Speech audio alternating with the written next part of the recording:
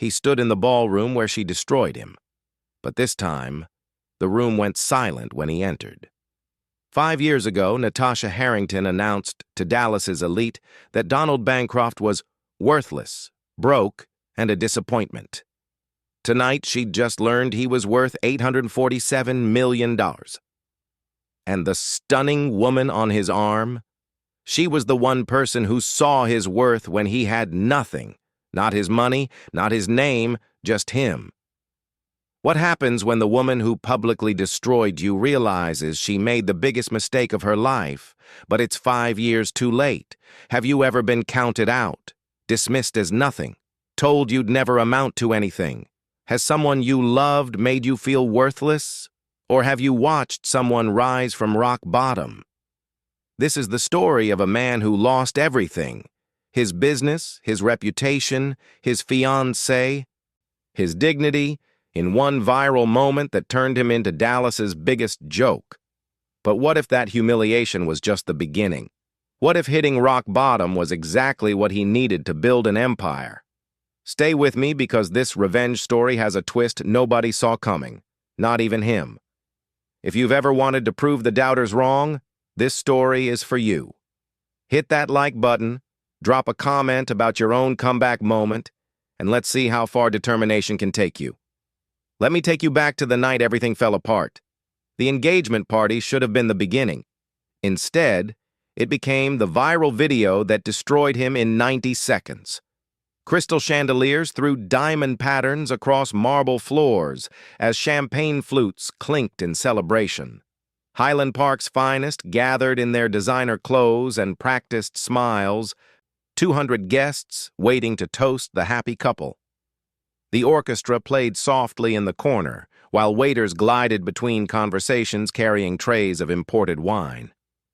Donald adjusted his tie for the 3rd time, nerves making his hands shake. He'd spent 6 months planning this night, every detail perfect for Natasha. The woman he'd loved for 3 years stood across the room in a white dress that cost more than his first car, laughing with friends, radiant under the lights. Then she clinked her glass. The sound cut through conversation like a knife. "Everyone, I have an announcement," Natasha said, her voice clear and cold. The room fell silent. Donald smiled, thinking she was about to give the toast they'd rehearsed. "I can't marry Donald." The words hit him like a physical blow. Phones came out instantly, cameras turning his direction. "He's broke. His startup failed. He lost everything." She paused, letting that sink in. "I can't spend my life with someone who's worthless, someone who can't provide, someone who's a disappointment to everyone who ever believed in him." Donald stood frozen as murmurs filled the ballroom. His business partner, his best friend, stepped forward and took Natasha's hand. "She deserves better," the man said. "We both deserve better." The room exploded with gasps and whispers. Every phone captured Donald's face as the truth crashed down. They'd been together for months, planning this. His fiancée and his partner destroying him publicly, making sure everyone knew he was nothing. 2 days before, Natasha had whispered promises in his ear, her body pressed against his in their shared bed, talking about forever. Now she looked at him like he was trash she'd finally decided to throw out. Donald walked through the crowd toward the exit. People stepped back like failure was contagious. Camera flashes exploded in his face. Someone laughed. Others recorded. By morning, the video would be everywhere. As he pushed through the doors into cool Dallas air, one thought burned through the humiliation. They'd remember this night, just not for the reason they thought. Have you ever been betrayed by someone you trusted completely? Someone who knew every vulnerable part of you? Drop a in the comments if you know that pain. He went from a penthouse in Highland Park to sleeping in a Honda Civic behind a tech building, and somehow that's where his real education began. The back seat of a 2009 Honda Civic isn't designed for a 6-foot man. But Donald learned to fold himself into sleep between midnight and 5 a.m., alarm set for dawn gym opening. The incubator parking lot became home. Concrete, flickering security lights, and the distant hum of servers running billion-dollar dreams inside. $47 in his bank account. Credit cards maxed out. Phone blowing up with messages he couldn't read. Pity, mockery, schadenfreude from people who'd called themselves friends. He turned it off after the first day. The night janitor job paid $12 an hour, clean the bathrooms, mop the floors, empty the trash, take out recycling. The work was simple, mindless, gave him time to think, or try not to think. He showered at the 24-hour gym 3 blocks away. $30 monthly membership was cheaper than rent. Dollar store ramen became his diet, 19 cents per pack, 3 packs a day. His body dropped weight fast. His suits hung loose in the car trunk, reminders of another life. At night, scrolling social media felt like watching his own funeral. The engagement party video had 500,000 views. Comments ranged from sympathy to savage mockery.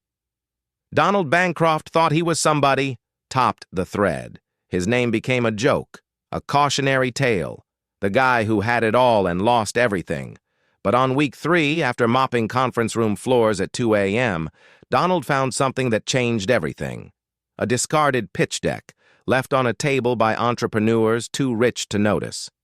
He sat down and read it while eating his ramen. AI-powered software for small businesses. The idea was solid. The execution was terrible. They'd failed because they'd missed something obvious, something anyone who'd actually run a struggling business would see immediately. His mind, quiet for weeks, suddenly roared to life. What would you do with nothing left to lose? When you've hit absolute bottom, where do you find the strength to climb? Tell me in the comments. Donald opened his laptop. They'd missed it, but he could fix it. She walked into the building at 3 a.m. carrying coffee and code, and she was the first person in 5 months who looked at him like he was human. Elena Rodriguez sat cross-legged on the conference room floor at 3 a.m., laptop balanced on her knees, hair twisted up with a pencil, debugging code while eating cold pizza. When she noticed Donald pushing the cleaning cart, she didn't flinch or look away. She smiled. "Late night?" she asked. Donald nodded, unsure what to say. People didn't usually talk to janitors. "Me too. This code is fighting me." She stretched, and Donald noticed the way her sleeves pushed up her forearms, revealing toned muscles from hours typing. "You work here every night?" "Yeah." "Must be quiet. I like quiet." She took a bite of pizza. "Want some?" "I always order too much." Something about her openness cracked through Donald's walls. He found himself sitting against the opposite wall, sharing her pizza, listening to her talk about the software she was building for her family's struggling restaurant business back in San Antonio. "My parents came here with nothing," Elena said. "Worked 3 jobs each to put me through state school. Now I'm trying to build something that helps people like them." She laughed. "Sounds cheesy, right?" "No," Donald said quietly. "It sounds real." Over the next 3 weeks, their 3 a.m. conversations became routine. Elena worked late because she was building her dream between day job hours at a tech company. Donald cleaned because he had nowhere else to go. But in those quiet hours, they connected over ambition, failure, and the stubborn refusal to give up. Her laugh filled the empty building with warmth he'd forgotten existed. Her genuine interest in his thoughts, even thinking he was just a janitor, reminded him what respect felt like. "You're not really a janitor, are you?" Elena asked one night, her eyes sharp with intelligence. Donald froze, mop in hand. Nobody in Austin knew about Dallas, about Natasha, about the viral video. He could be anyone here. Have you ever connected with someone in an unexpected place? When someone saw the real you? Not your job title or bank account? Share that moment below.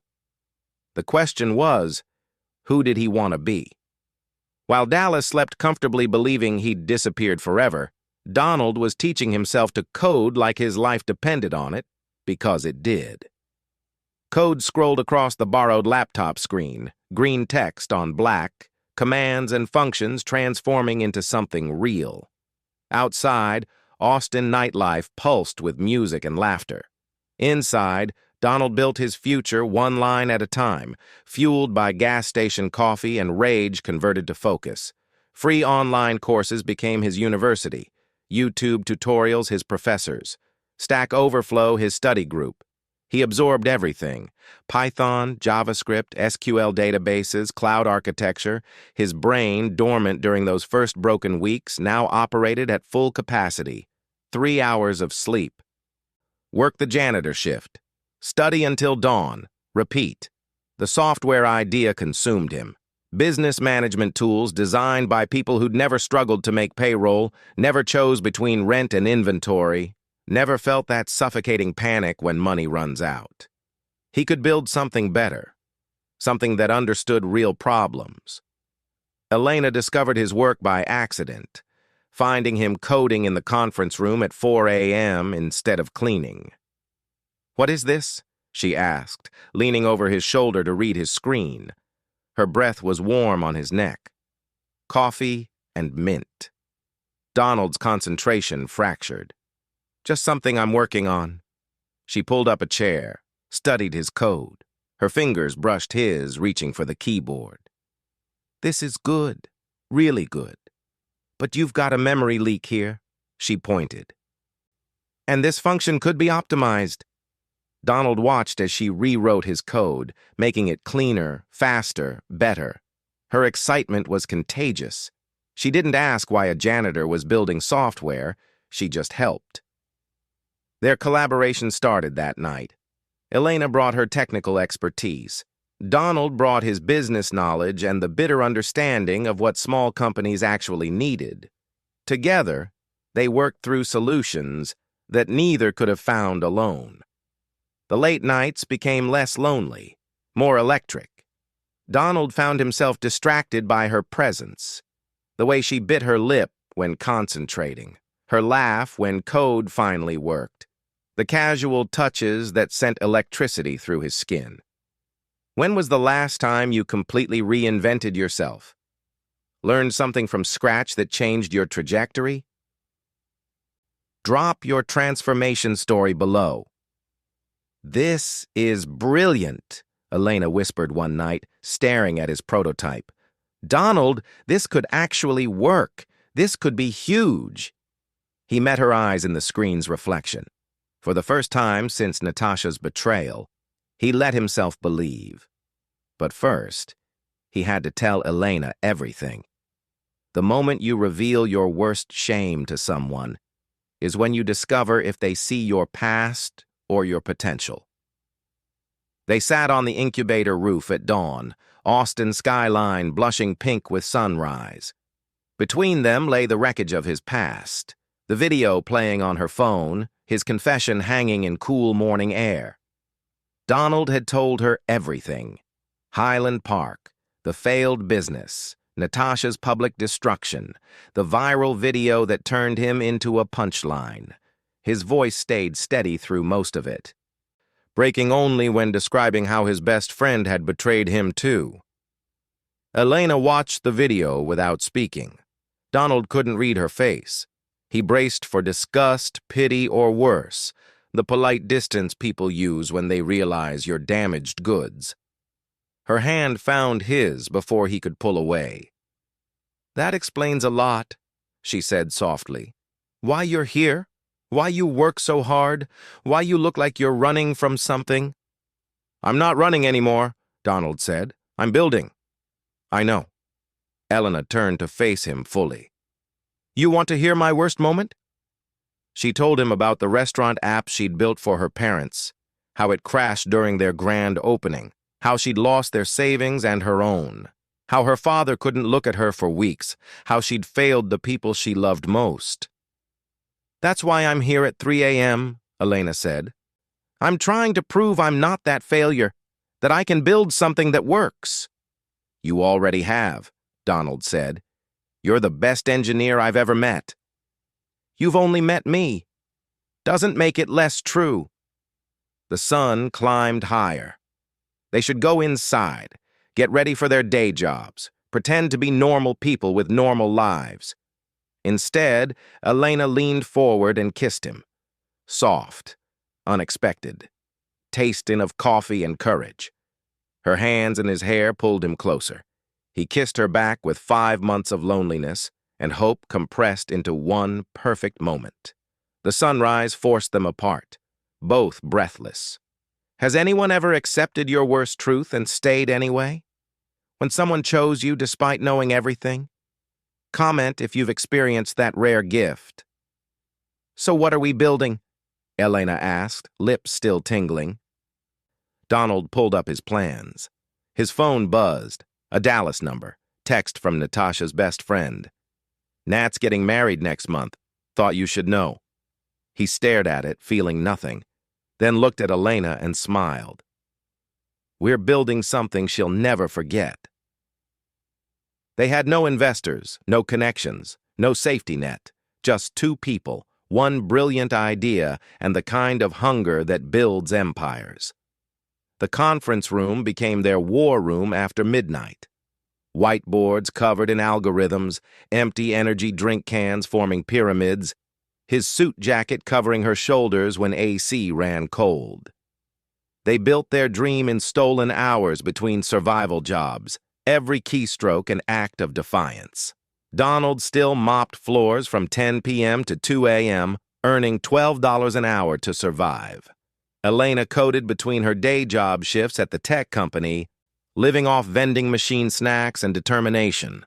They met in the middle, exhausted, hungry, refusing to quit. 18-hour days became normal. Sleep became optional. Food became whatever was fastest. Their bodies ran on caffeine and adrenaline, minds sharp despite the exhaustion. This section needs to handle payments, Elena said at 1 a.m., her fingers flying across the keyboard while sitting in Donald's lap. He tried focusing on the code, but her perfume made concentration difficult. Stripe API, he managed, hands on her waist. But we need fraud detection first. She turned her head, kissed him quickly. Later, work now. Those stolen kisses kept them going. Brief moments of connection between debugging sessions, reminders that this wasn't just about revenge or money. It was about building something together that neither could create alone. The prototype grew stronger. Each feature they added solved a real problem Donald had faced running his failed business: cash flow tracking, inventory management, employee scheduling. Simple tools that expensive software made complicated. Elena's technical genius made his business ideas real. His understanding of actual struggles gave her code purpose. Together, they created something that worked. What would you sacrifice for your dream? When have you worked so hard you forgot to eat, sleep, breathe? Tell me about your grind season. At 4 a.m. on a Tuesday, their software passed its final test. Every feature functional, every bug fixed, every integration smooth. Elena screamed, jumped into Donald's arms, legs wrapping around his waist. Their kiss was electric, victorious, desperate. 5 months of work compressed into one perfect moment of triumph. His phone rang. Venture capital firm. Dallas, meeting in 3 days. Elena pulled back, breathing hard. We're going back? Donald nodded. We're going back. But this time, we're going back as equals. Walking back into Dallas felt like entering a museum of his own failure. Except this time, he was carrying the future in his laptop bag. Highland Park hadn't changed. Same manicured lawns, same luxury cars, same faces at the country club who'd watched his destruction. But Donald had changed everything. The tailored suit Elena helped him pick replaced his janitor uniform. Confidence replaced desperation. And the woman beside him saw him as a king, not a servant. You okay? Elena asked, squeezing his hand as their Uber drove through familiar streets. Better than okay, Donald said, and meant it. The VC office occupied the top floor of a downtown tower. Donald recognized 2 of the partners, They'd been at his engagement party, watched him get destroyed, probably laughed about it later. They didn't recognize him now. "Mr. Bancroft, Ms. Rodriguez, thank you for coming," the senior partner said, shaking their hands. Professional, polite, no hint of memory. Donald presented their software with calm authority. Elena handled the technical questions with expertise that made the partners lean forward. They worked together seamlessly, finishing each other's sentences, covering each other's weak spots. 90 minutes later, they had a term sheet. $500,000 for 10% equity. Series A, funding conditional on hitting growth targets.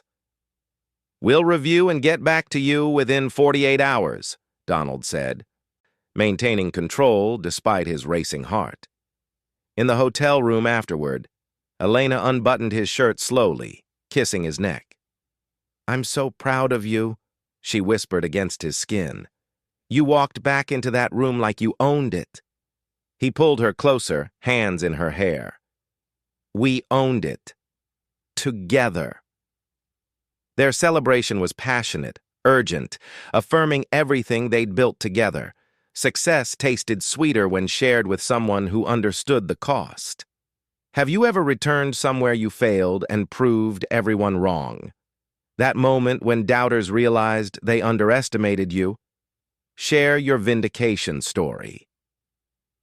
As they left the VC office the next morning, Donald nearly collided with someone entering. Natasha. She looked perfect, polished, expensive, and she stared at him like she'd seen a ghost. Her eyes dropped to Elena's hand in his, to the portfolio folder marked with their startup name. "Donald?" she whispered.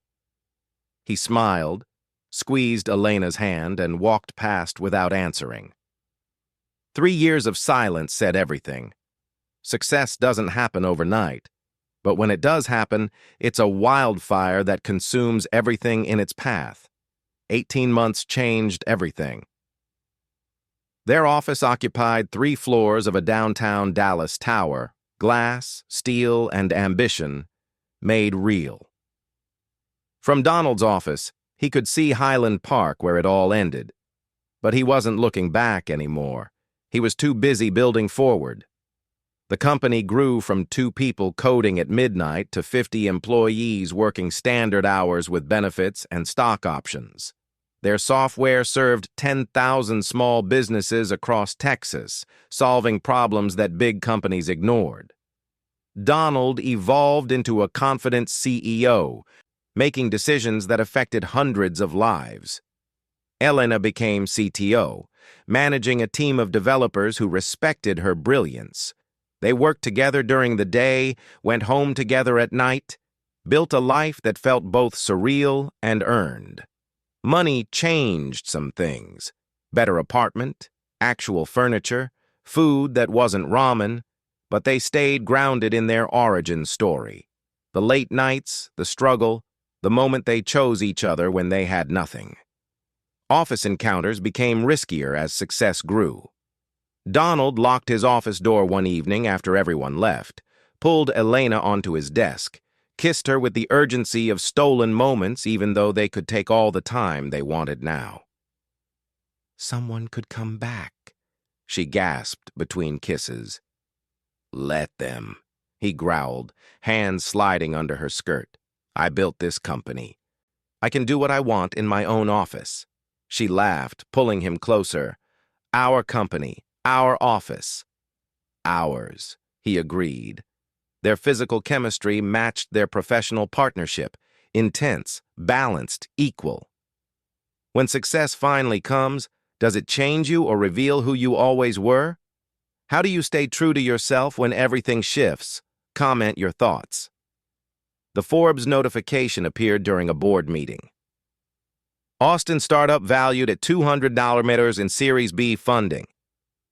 Elena caught his eye across the table, smiled with pride and love and shared victory. But another notification followed, a LinkedIn message from Natasha. "Can we talk? I made a mistake."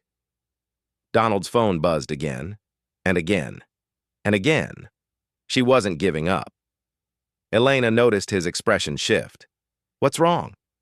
He showed her the messages. All of them. Every desperate attempt from the woman who'd destroyed him publicly now trying to slide back privately. The ex-fiancé who destroyed you publicly doesn't get to slide back into your life privately, not unless you let her. Natasha's messages came daily, apologies mixed with excuses, regret mixed with manipulation. Her marriage was failing. The messages revealed between the lines. Her husband suspected her obsession with following Donald's success. "You should block her," Elena said, reading over Donald's shoulder. "I want to see what she says," Donald admitted. "Is that petty?" "It's human." Elena kissed his cheek. "But don't let her take up space in your head. She's already taken enough." But curiosity won. Donald agreed to meet Natasha, once, publicly, with Elena present. Closure for all parties. They met at the same hotel where her engagement party destroyed him, except now Donald owned the property, purchased it 6 months ago. Irony tasted sweet. Natasha sat in the lobby bar, designer dress and practiced apology ready. She looked older than Donald remembered. Stress lines around her eyes, hands fidgeting with her wedding ring. Donald arrived with Elena, making his stance clear before a word was spoken. Before entering, Elena kissed him possessively in the car, deep, claiming, reminding him who held his present and future. "Remember who you're coming home to," she whispered against his lips. "How could I forget?" he said, pulling her closer. Inside, Natasha stood when she saw them. "Donald, thank you for meeting me." "5 minutes," he said. "Say what you need to say." "I was wrong." Tears formed, careful not to smudge mascara. "I threw away something real for something that looked better on paper. My marriage is falling apart. My life is falling apart. And I keep thinking about what we had." "What you destroyed," Donald corrected. "Not what we had. What you chose to destroy. Publicly. For everyone to see." "I loved you," Natasha said. Donald stood, Elena's hand in his. "No. You loved who you thought I'd become. Elena loved who I was when I had nothing. Should you give closure to people who hurt you? Or is moving forward without looking back the better revenge? Tell me what you'd do." As they walked out, Natasha called after them. "You'll regret this." Donald turned back once. "I already got my regrets out of my system, 5 years ago, on viral video." 5 years after the internet watched him fall, they couldn't look away from his rise. And this time, he controlled the narrative. The Dallas Tech Conference invited Donald as keynote speaker. 3,000 people, investors, entrepreneurs, media. The same crowd that had watched his humiliation now paid $500 per ticket to hear his story. Donald stood center stage, single spotlight, no notes. Elena watched from backstage, heart pounding with pride and nerves.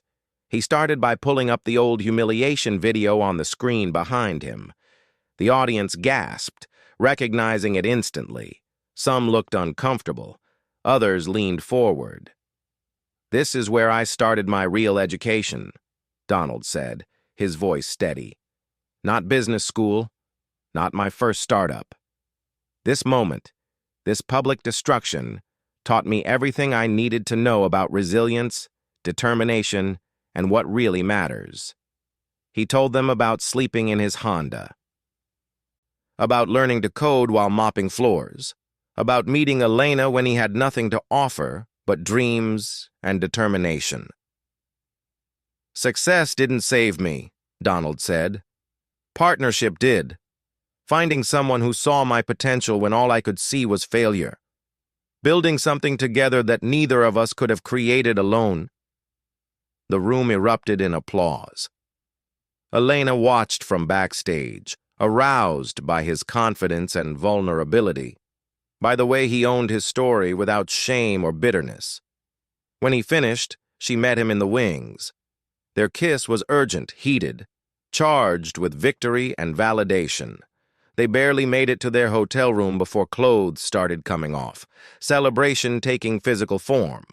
What would you say to everyone who counted you out? If you had a global stage to address your doubters, what's your message? Drop it in the comments. The speech got 40 million views in 72 hours. Business inquiries flooded their inbox. Media requests multiplied. Their company valuation jumped overnight. Then the call came. Silicon Valley tech giant. Acquisition offer, $847 million. Donald looked at Elena, who'd been by his side since he had $47 in his account. "What do you think?" he asked. She kissed him hard. "I think we take the meeting." Then she dropped to one knee right there in their hotel room. "Then I think you marry me." Donald laughed, pulled her up, kissed her breathless. "Yes, but I'm proposing properly. You deserve that." "We both do," Elena said. The proposal should have been simple, but fate decided his ex-fiancée needed a front-row seat to his happiness. Donald chose the restaurant carefully. Same marble floors, same chandeliers. The place where Natasha's engagement party destroyed him 5 years ago. But tonight, he was rewriting history. The restaurant hummed with Dallas elite, the same crowd that had watched his fall. Donald didn't care about them anymore. He cared about the woman across from him, Elena, wearing the dress he'd bought her, laughing at something he'd said. "You're nervous," Elena observed, squeezing his hand. "Terrified," Donald admitted. "You faced 3,000 people at that conference. Why are you scared of me?" "Because you actually matter." He dropped to one knee. Not for show, not for revenge. Because Elena deserved this moment, deserved the question asked properly, deserved everything he could give her. "Elena Rodriguez, you saw me when I was nothing. You built with me when we had nothing. You loved me before any of this success meant anything." He pulled out the ring, simple, elegant, exactly her style. "Will you marry me?" Tears streamed down her face. "Yes. God, yes." The restaurant erupted in applause. Phones came out, capturing the moment. But Donald only saw Elena. Across the room, Natasha sat with her husband, watching the life she could have had choose someone else. Donald noticed her for maybe 3 seconds, then forgot she existed. That night in their penthouse, Elena wore only his ring. They made love as fiancés, whispered promises about their future, connected on levels deeper than physical. "I love you," Donald said against her skin. "I know," she breathed. "I've known since Austin, since you had nothing but dreams. Those dreams are real now." "They were always real," Elena said. "We just had to build them." Is the best revenge success or happiness? Which matters more, proving them wrong or living well? Share your philosophy below. The photo went viral by morning. Donald on one knee, Elena crying happy tears, Natasha visible in the background looking devastated.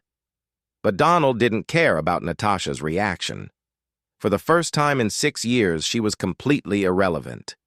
Until her husband filed for divorce, citing obsession with former fiancé, and named Donald in the paperwork. Selling your company isn't about the money. It's about ensuring your baby goes to a home that understands its worth. The boardroom overlooked San Francisco Bay. Tech empire representatives on one side, Donald and Elena on the other. They'd come from sleeping in a Honda to negotiating a near-billion-dollar deal. Together. The way they'd built everything else. "We need both of you," the CEO said. "Package deal. You stay, we acquire. You walk, no deal." Donald looked at Elena. They'd discussed this for weeks. The money would change everything. But losing control might destroy what they'd built. "Our team stays employed," Elena said firmly. "Every single person, with raises." "Stock options for everyone," Donald added. "Not just executives. The developers who believed in us from the start get rewarded. The negotiations stretched over 5 days. They planned their wedding between meetings, chose flowers while reviewing contracts, wrote vows while negotiating equity percentages. "This is insane," Elena laughed one night, straddling Donald in the hotel desk chair after a particularly tough meeting. "We're getting married and selling our company in the same month." "We've done crazier," Donald said, hands on her hips. "We built a company while sleeping in a car." Their physical connection remained their pressure release, maintaining intimacy despite chaos, finding each other when stress threatened to overwhelm them. Would you sell your dream for life-changing money or hold on for more? What's your price for something you built from nothing? The deal closed at $847 million. Poetic justice against the woman who'd called him worthless. The exact number felt like the universe confirming his victory. But the tech titan added one condition. Donald had to return to Dallas permanently and launch their new innovation hub. The city that destroyed him wanted him to save it. Elena squeezed his hand under the table. "What do you think?" Donald smiled, remembering the night he'd left Dallas with $47 in his pocket, broken and humiliated. Now they wanted him back as their savior. "I think we show them how it's done," he said. Elena kissed him. "Then let's go home." Home. Dallas. The place of his destruction would become the place of his greatest triumph. The circle was closing. But the story wasn't over yet. She married him in the same ballroom where another woman broke him, because the best revenge is building a better life on the ruins of the old one. White roses covered every surface of the ballroom, same space, different energy. Where humiliation once echoed, love now bloomed. The chandeliers that had witnessed his destruction now sparkled for his celebration. Donald stood at the altar, hands shaking. Elena walked down the aisle in simple elegance. No design or excess, no pretense. Just her, beautiful, real, his. Tears flowed freely down his face. He didn't hide them. 5 years ago, this room had watched him break. Today, it witnessed him whole. "You okay?"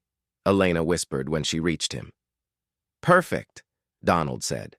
"Absolutely perfect." Their vows were short, honest, focused on the journey they'd traveled together. From late nights in an empty building to this moment of public commitment. From poverty to prosperity, from broken to healed. "I promise to see you," Donald said. "Not what you can give me or what you represent. Just you, the way you saw me when I had nothing." "I promise to build with you," Elena responded. "Not for you or behind you. With you, as equals. Always." The reception celebrated more than their marriage. It celebrated resilience. Comeback. The power of finding someone who believes in you when you've stopped believing in yourself. Everyone who'd watched Donald fall now witnessed him soar. Some felt guilty.